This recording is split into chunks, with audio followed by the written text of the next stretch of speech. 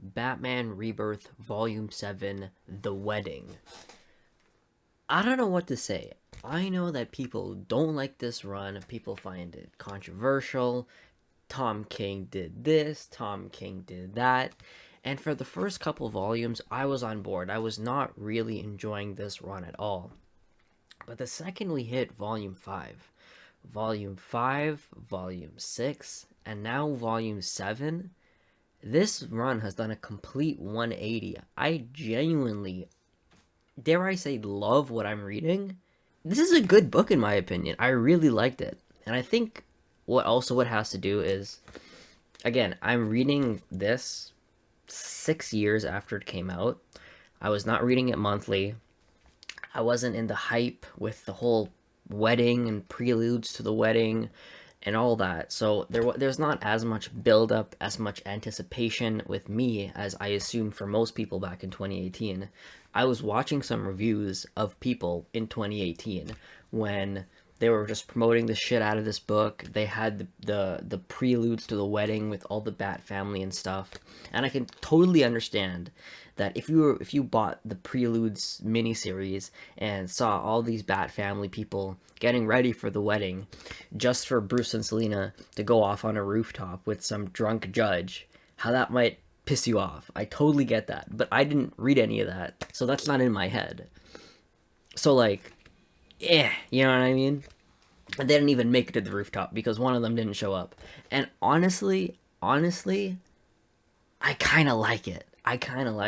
Her reasoning with, oh, Batman isn't going to be happy, blah, blah, blah. That is kind of hit or miss. But the strings being pulled, first with Joker in the church kind of planting that seed in her head. Then her friend saying it again. And she's like, oh, maybe he won't be Batman, maybe I shouldn't.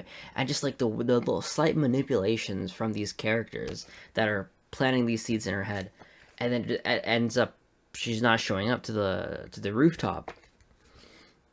I kind of liked it. I really did. I knew it was coming. Obviously, I knew she was going to show up because it's a massive spoiler that has been spoiled for me many years ago. But the reasoning behind it, I didn't know, and I kind of bought into it.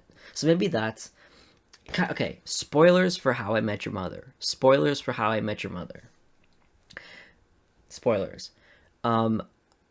Around season 4 of when I was watching How I Met Your Mother, I watched all of How I Met Your Mother like 3 years ago. And around season 4, I was Googling, I wanted to look up some cast thing or something, and I was Googling How I Met Your Mother, and then on Google, one of the recommended searches for How I Met Your Mother was How I Met Your Mother, Mother's Death. And I'm like, Mother's Death? What the hell are you talking about? And then I kind of put 2 and 2 together, and I'm like, oh, the mother dies. So, leading up to the finale, in the back of my head, I always knew the mother died. So when the mother eventually died, it didn't, like, completely lambast me and take me by surprise, and I'm like, oh, what the hell is going on? Why did they kill the mother? Which I could expect a lot of people who are watching the show for 10 years straight, episode by episode for like 10 years, just for the very end, they're going to be like, she's dead.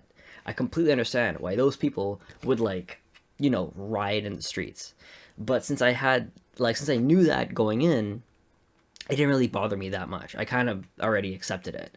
Kind of with this, since I didn't have all this build up to Batman and Catwoman are gonna get married, I said like years and years of anticipation, all of that. I didn't have that build up. I've been reading it in trades, and I knew what was gonna happen. It didn't really hit me that bad, and I kind of already accepted it. And since I already accepted it, honestly, I kind of believe it. Like, it kind of makes sense to me. Batman can't be happy. I kind of buy into it. I know that there's like a not super continuity Batman and Catwoman story that Tom King wrote that's like in 2020 that they might have gotten married. I don't know. I haven't read it yet. I haven't read it yet. But as of right now, I do like it. I do like it a lot. The 2 issues at the church with Batman, it's the Joker and Catwoman just kind of lying down, Yeah, just them two lying down and talking it out like they're old buddies. They haven't seen each other in years. I really like that because we have to keep in mind that Catwoman has been a villain. She's been. It's only recently that she's kind of done the whole anti-hero route, but she used to be a a A-list Batman villain.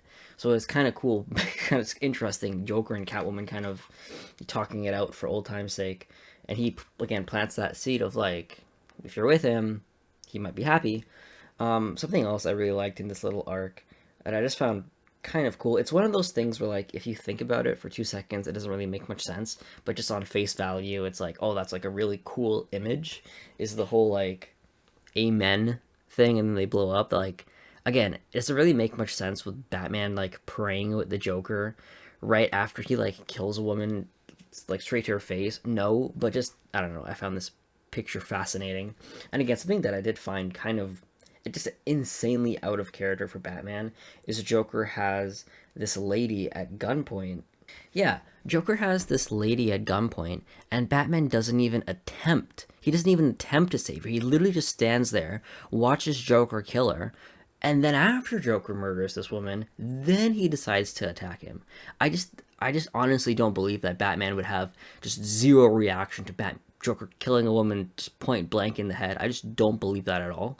And I found just this specific scene just insanely disturbing because I just don't believe Batman wouldn't at least attempt to like throw a batarang at him or just do something. He just literally stood there and watched Joker kill a woman, and then right afterwards he's like, "Amen," with the Joker. I found that kind of messed up, to be honest. And then I should probably talk about this whole Booster Gold story. It was okay, honestly. I read this book like I don't. I read this trade like 3-4 days ago, and I don't really remember a thing that happened in this Booster Gold thing. It was fine. It was like he put Batman in a dream state, and Batman doesn't want to leave, and he's like an alternate universe, and it's like it was good. It was fine. It wasn't. It was definitely not the highlight of the book. The highlight is definitely the second half. And getting into the wedding issue itself, I really liked how it was presented. How every other page was like an iconic DC artist doing their interpretation of Batman and Catwoman, and then they would okay, it's like 25 to 50% of this book was like them talking about each other's eyes, which I found kind of weird. It's like going on and on about how your eyes are white, my eyes are I don't cover them up, and it's just like I don't want to.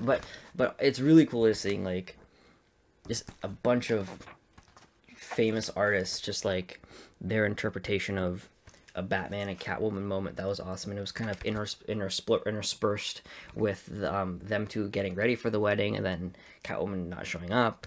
It was really interesting, and then obviously the final reveal at the end. The final reveal at the end, where Catwoman's friend is like working for Bane. I did not see that twist coming. I really didn't.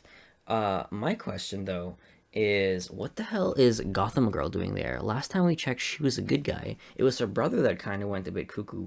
But like, yo, Batman went on a whole arc in like I think it was I Am Bane, like one of the earlier books where like he was like going out of his way to help Gotham Girl, and now she's like in jail and helping Bane. What? And then also, what's this guy doing here, Mr. Flashpoint Batman? I know he has something to do with this arc, but I didn't know he got like a cameo right here because I thought he was introduced way later. I didn't know he was like lurking in the corner. Very, very sus. Very sus. But overall, honestly, the Tom King run has been great. Volume 5, Rules of Engagement. Volume 6, Bride or Burglar. Volume 7, The Wedding. I don't know what to say. These are like 8s to 9s out of 10s in my opinion, honestly. I was not expecting to like these as much as I did, considering all the hubbub I've been hearing about how his run is inconsistent, it's bad, it doesn't go anywhere. I would agree with you for like those first 4 volumes, but from 5 to 7, I'm really liking it. I'm really enjoying it. I'm very excited to read Cold Days, I believe that's what it's called, Volume 8, and I was not expecting to read these things so quickly, honestly, because I went on a whole like 5-month break after volume 4 because I was just so tired of what was going on there. But ever since volume 5, I think he's back. I'm really enjoying this. It's 2:37 in the morning, and I need to go get up for work tomorrow. I gotta go. Good night.